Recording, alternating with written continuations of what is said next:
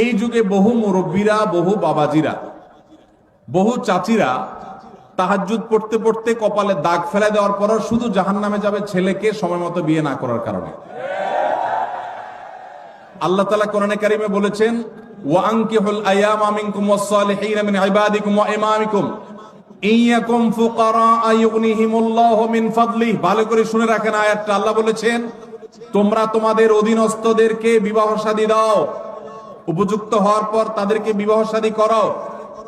এই আয়াতের শেষাংশটা দেখেন কত ইন্টারেস্টিং। আল্লাহ বলেছেন, ইয়াকুনু ফুকারা, তারা যদি গরিব হয়, অভাবীও হয়, ইউগনিহিমুল্লাহু মিন ফাদলি, তুমি বিয়ে করাও, আল্লাহ তাআলা তাদের অভাব দূর করে দিবেন।